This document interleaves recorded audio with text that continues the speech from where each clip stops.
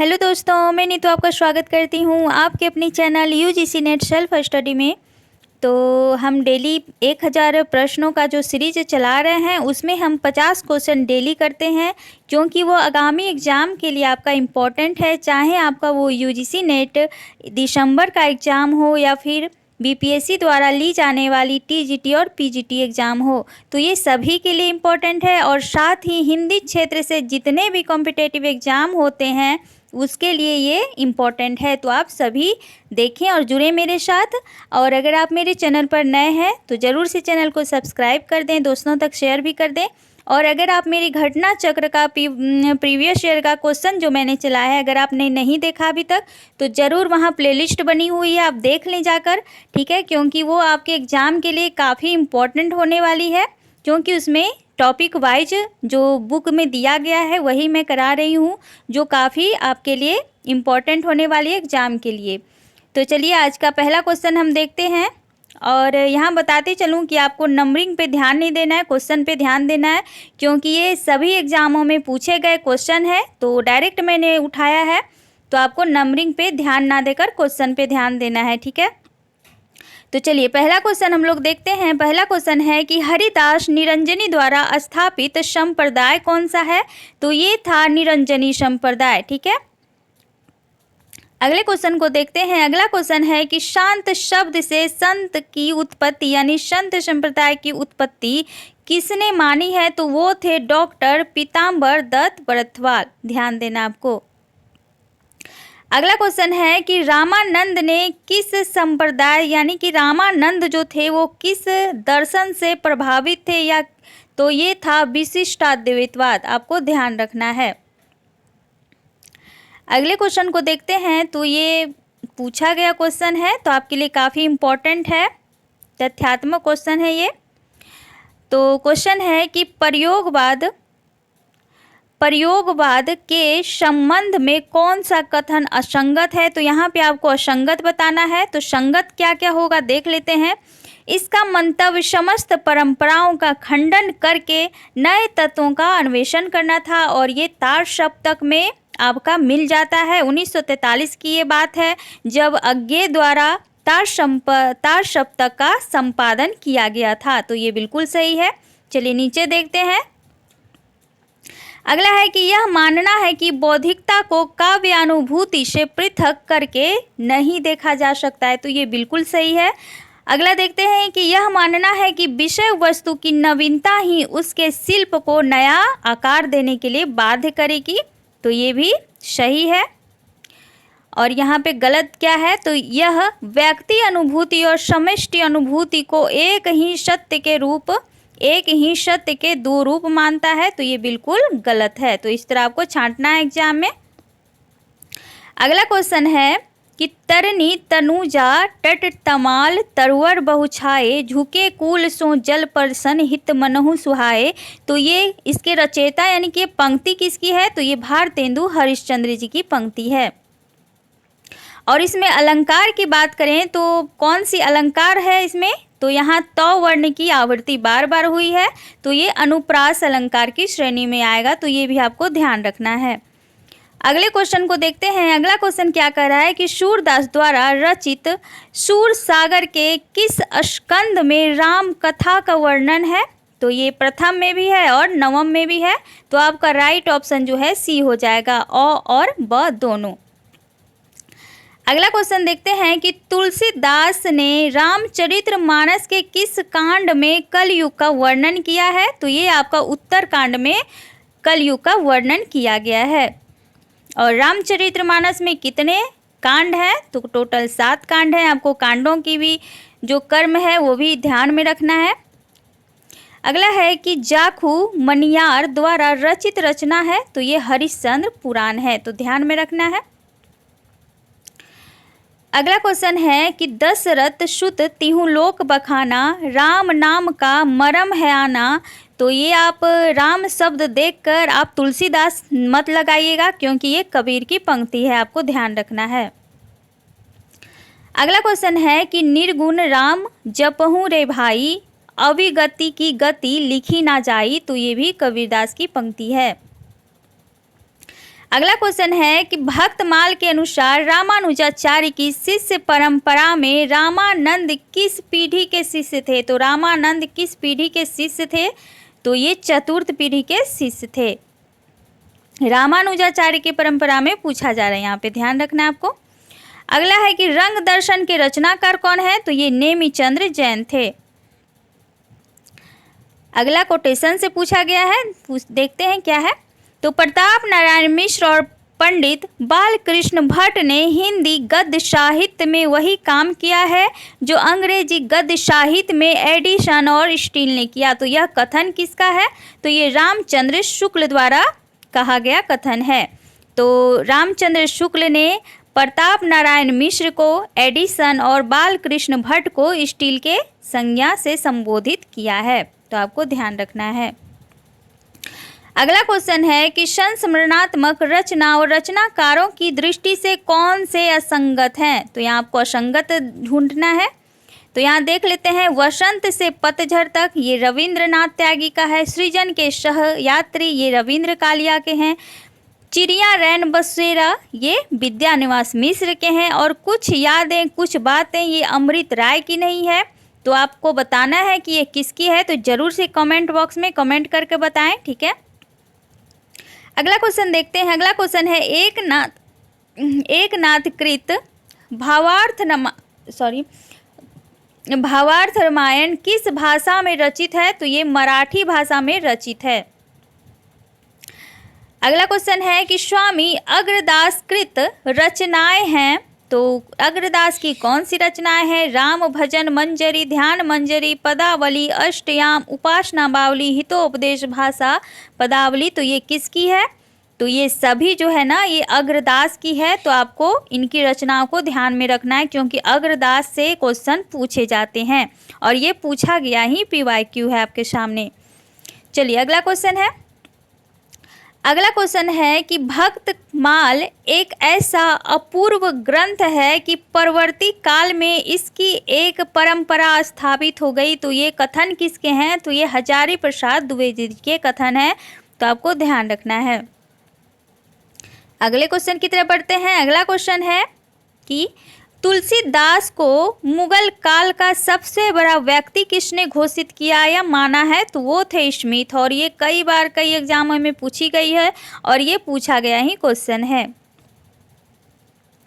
अगला क्वेश्चन है कि रामायण महानाटक के रचयिता कौन है? तो ये प्राणचंद्र चौहान है। तो रामायण जो है क्या है? तो हमारी प्राण है। इस तरह भी आपको याद कर सकते हैं इसे। अगला है कि हनुमान नाटक, तो हनुमान नाटक के रचयिता कौन है? तो ये हृदय राम है। तो हनुमान के हृदय में कौन थे? तो राम थे। तो इस तरह आप याद कर सकते हैं एक दूसरे से रिलेट कर कर। अगला है कि उत्तर तोत्रादि किसे कहा जाता है? तो ये गलताजी को कहा जाता है। अगले क्वेश्चन की तरफ बढ़ते हैं। अगला क्वेश्चन है कि कबीर का प्रादुर्भाव एक घटना है। हिंदी भक्ति काव्य का प्रथम क्रांतिकारी पुरुष कर्ता। तो ये किसने कहा है कबीर को एक प्रथम क्रांतिकारी पुरुष कर्ता? तो ये डॉक्टर बच्चन जी ने कहा है। आपको ध्यान रखना है। अगला क्वेश्चन है कि सुंदरदास ने कबीर के पदों को किस शीर्षक से संपादित किया है? तो वो शीर्षक है कबीर ग्रंथावली।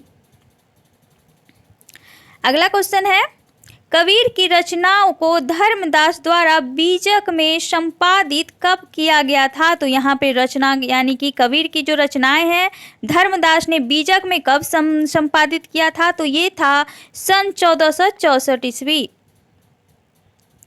अगले क्वेश्चन को देखते हैं। अगला क्वेश्चन है कि हिंदी में गेय पदों की परंपरा का कब प्रारंभ किया गया है? तो ये सिद्धों के काल में किया गया है, सिद्धों द्वारा किया गया है।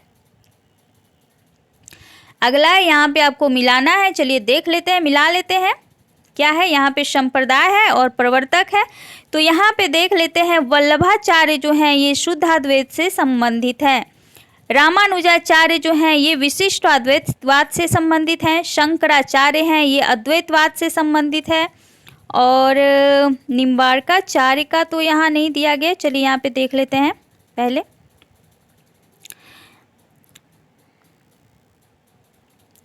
तो देखिए यहाँ पे शंकराचार्य जो है ये अद्वैतवाद से संबंधित है, वल्लभाचार्य शुद्धाद्वैतवाद से, रामानुजाचार्य विशिष्टाद्वैतवाद से, और हाँ यहाँ पे दिया गया है निम्बार्क जो हैं वो द्वैताद्वैतवाद से संबंधित हैं। तो इस तरह जो आपका ऑप्शन है 1 राइट हो जाएगा। अगला क्वेश्चन है कि तुलसी पूर्व परंपरा में किन राम भक्त कवियों का उल्लेख मिलता है। तो तुलसी के पूर्व परंपरा में विष्णुदास और ईश्वरदास ये राम परंपरा के अंतर्गत गिने जाते हैं। ठीक है, अगला क्वेश्चन है काहे न कानी करो बिनती तुलसी कलिकाल बिहाल कियो है। तो उक्त पंक्तियां तुलसीदास जी ने कलि युग की भयानकता को प्रकट करते हुए लिखी है। तो किस रचना से ली गई है। तो ये कवितावली से ली गई है, आपको ध्यान रखना है। ये भी वही क्वेश्चन है, तो चलिए देख लेते हैं। तपसी शाखा जो है ये किल्हन दास द्वारा रचित है। रसिक संप्रदाय जो है ये है आपका अग्रदास द्वारा। सत्यनाथी जो संप्रदाय है राधा वल्लभ संप्रदाय, यहाँ पे देख लेते हैं। तो तपसी शाखा जो है ये किल्हदास द्वारा है। रसिक संप्रदाय अग्रदास द्वारा और सत्यनाथी संप्रदाय है जगजीवन दास ने दिया है। और वल्लभ संप्रदाय जो है ये हित हरिवंश से संबंधित है। तो इस तरह जो आपका ऑप्शन है वो ए राइट हो जाएगा। अगले क्वेश्चन को देखते हैं। अगला क्वेश्चन है तुम जिन जानो गीत है यह निज ब्रह्म विचार, मैं कहता हूँ आखिंदे की तू कहता की लेखी, यानी कि कागज लेखी। तो देखिए किस तरह क्वेश्चन पूछे गए हैं। तो इस तरह भी पूछे जा सकते हैं, थोड़ा थोड़ा आपका काट के और कोटेशन बना के, या पंक्तियों को भी आधे अधूरे में ही दे देता है प्रश्न बना के। तो ये कबीर द्वारा लिखी गई है। अगला क्वेश्चन है अब कैसे छूटी राम नाम रट लागी, प्रभु जी तुम चंदन हम पानी। तो ये रैदास की पंक्ति है। अगला क्वेश्चन है कि वे सांप्रदायिक शिक्षा मात्र है, अतः वे शुद्ध साहित्य के कोटि में नहीं आ सकती है। सिद्धों नाथों योगियों की रचनाओं के विषय में यह किसका मत है। तो ये रामचंद्र शुक्ल जी का मत है। वो सिद्ध साहित्य को साहित्य के कोटि में नहीं स्वीकार करते हैं। अगला क्वेश्चन है कि राहुल वेल के बारे में आपको यहाँ पे सही तथ्य नहीं है। कौन से नहीं है आपको देखना है। तो इसका रचयिता रोडा कवि नामक कवि माना जाता है, बिल्कुल सही है। यह मूलतः एक शिलांकृत रचना है, ये भी सही है। यह गद्य पद मिश्रित चंपू काव्य है, तो ये भी सही है। इसमें राहुल नामक नायक का शौर्य वर्णन है, तो ये बिल्कुल गलत है। तो आपका ऑप्शन हो जाएगा डी। चलिए अगला क्वेश्चन है कि इस संबंध में इसके अतिरिक्त और कुछ कहने की जगह नहीं है कि यह पूरा ग्रंथ वास्तव में जाली है। पृथ्वीराज रासो विषयक यह स्थापना किसकी है। तो ये रामचंद्र शुक्ल द्वारा किया गया है, कहा गया है। अगले क्वेश्चन को देखते हैं कि सुदामा चरित एवं ध्रुव चरित के रचयिता कौन है। तो ये नरोत्तम स्वामी है। अगला क्वेश्चन है कि रहीम का जन्म हुआ था, कब हुआ था। तो सन 1556 ईस्वी में हुआ था। अगले क्वेश्चन देखते हैं रामानंद को आकाश धर्मा गुरु किस विद्वान ने कहा है। तो ये हजारी प्रसाद द्विवेदी जी ने कहा है। अगला क्वेश्चन है कि इन कृष्णोपासक वैष्णव कवियों ने जीवन के प्रति अनुराग जगाया या कम से कम जीने की चाह बनी रहने दी। तो यह कथन किसके हैं। तो ये रामचंद्र शुक्ल के ही कथन हैं। अगला क्वेश्चन देखते हैं। अगला क्वेश्चन है कि तुलसी को छोड़कर हिंदी भाषा जनता पर कबीर के समान या उनसे अधिक प्रभाव किसी कवि का नहीं पड़ा। तो ये श्याम सुंदर दास के कथन हैं। अगला क्वेश्चन है कि नाभादास कृत भक्तमाल की रचना कब हुई है? तो ये सन 1585 ईस्वी में हुई है। अगले क्वेश्चन को देखते हैं, गोरखनाथ और कबीर के मध्य तत्व सिद्धांत पर विवेचना किस रचना में हुई है? तो ये कबीर गोरख गुष्ट में हुई है। अगला क्वेश्चन है कि जिस साहित्य में केवल धार्मिक उपदेश हो उससे वह साहित्य निश्चित रूप से भिन्न है। जिसमें धर्म भावना प्रेरक शक्ति के रूप में काम कर रही हो। धार्मिक साहित्य होने मात्र से कोई रचना साहित्य कोटि से अलग नहीं की जा सकती। तो ये वहाँ पे आपने देखा कि वो रामचंद्र शुक्ल जी कहते हैं कि सिद्ध साहित्य को साहित्य कोटि में नहीं रख सकते हैं, लेकिन वही बात ये तुरंत उन पे बोलते हैं कि नहीं रखा जा सकता है। धार्मिक साहित्य होने मात्र से कोई रचना साहित्य कोटि से अलग नहीं हो सकती है। तो ये उनके बात को यहाँ पे नकारा जा रहा है। तो कौन नकार सकते हैं? तो हजारी प्रसाद द्विवेदी ही नकारेंगे, क्योंकि वो उनके हर बात से कहीं ना आप देखेंगे कि वहाँ पे विरोधाभास आपको दिखेगी, झलकेगी ही।